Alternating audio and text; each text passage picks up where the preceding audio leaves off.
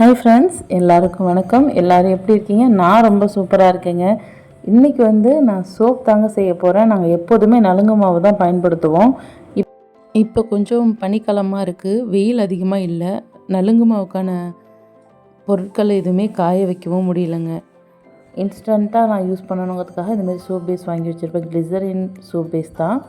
அதில் எந்த ஒரு எஸ்எல்எஸ் அந்த மாதிரி இல்லாமல் பெருசாக கெமிக்கல்ஸ் இல்லாத காம்பவுண்ட்டாக நான் பார்த்து வாங்கிப்பேன்.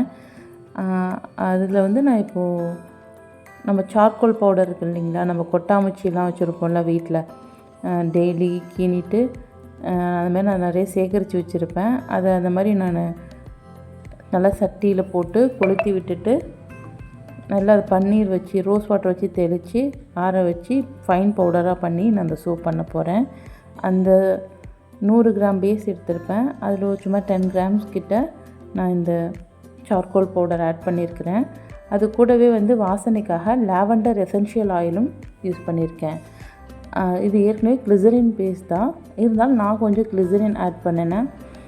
அது கூடவே நாங்கள் வீட்டில் அந்த குழந்தைங்களுக்கெல்லாம் யூஸ் பண்ணுவோம்ல, ஸ்கின் நல்லா ஒயிட்னிங் ஆகணும்னு சொல்லிட்டு அதில் ஒரு 10 ஹெர்ப்ஸ் இன்ஃப்யூஸ் பண்ண ஒரு ஆயிலுமே வச்சுருந்தேன்.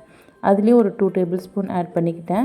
அந்த ஆயிலில் பார்த்தீங்கன்னா குங்குமப்பூ, பீட்ரூட், கேரட், தேங்காய் எண்ணெய், almond oil, vitamin E capsule, வெட்டி வேறு, பன்னீர் ரோஸ் எல்லாமே ஹெர்ப்ஸ் இன்ஃப்யூஸ் பண்ணி செய்யக்கூடிய ஆயிலும் இதில் ஒரு 2 டேபிள் ஸ்பூன் ஆட் பண்ணியிருக்கிறேன். இது நமக்கு நல்லா ட்ரை ஆகாமல் நல்லாயிருக்கும் நம்ம ஸ்கின்னு. இந்த பவுடர்ஸ் எல்லாமே நம்ம அந்த டபுள் பாயிலிங்கில் இருக்கும்போதே நம்ம மிக்ஸ் பண்ணிடணும். இறக்கி வச்சு மிக்ஸ் பண்ணோன்னா அது கெட்டியாக ஆரம்பிச்சிடும்.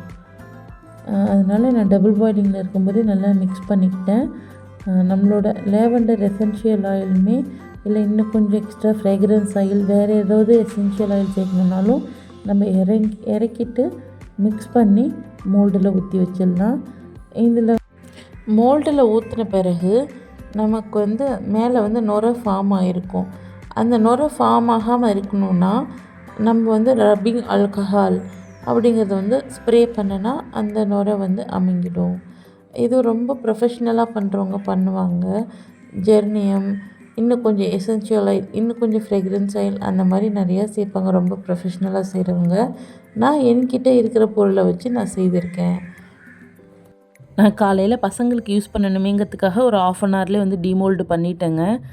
நீங்கள் வேணால் ஒரு நாள் ஃபுல்லாக கூட ரெஸ்ட் டைம் விட்டு கொஞ்சம் வெயிலில் வச்சு எடுத்து யூஸ் பண்ணிக்கலாம். நார்மலாக 100 கிராம்ஸ்க்கு 1 gram powder, 1 gram essential oil, அது ஃப்ராக்ரன்ஸ் ஆயில் யூஸ் பண்ணால் போதும். நான் வீட்டுக்கு தானேங்கிறதுக்காக எனக்கு ஏற்ற மாதிரி நான் யூஸ் பண்ணியிருக்கேன். நான் இப்போ என்னோடய கையிலையுமே நான் உங்களுக்கு போட்டு காமிக்கிறேன். எனக்கு பெருசாக நுரெல்லாம் தேவை கிடையாது, அதோடய பெனிஃபிட்ஸ் இருந்தால் போதும். அதனால் நான் இப்போ போட்டுமே காமிக்கிறேன் பாருங்கள். நல்லாவே இருந்தது, ரொம்ப ரிஃப்ரெஷிங்காகவும் இருந்தது. இதுவே நல்லா ஒரு ஃப்ரெஷ்ஷாக இருந்துச்சு.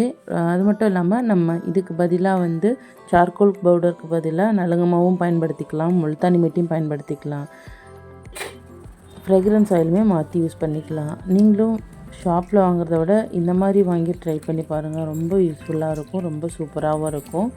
உங்களுக்கு வீடியோ பிடிச்சிருந்தா மறக்காமல் நம்ம சேனலுக்கு சப்ஸ்கிரைப் பண்ணுங்கள், லைக் பண்ணுங்கள், ஷேர் பண்ணுங்கள். Thank you friends.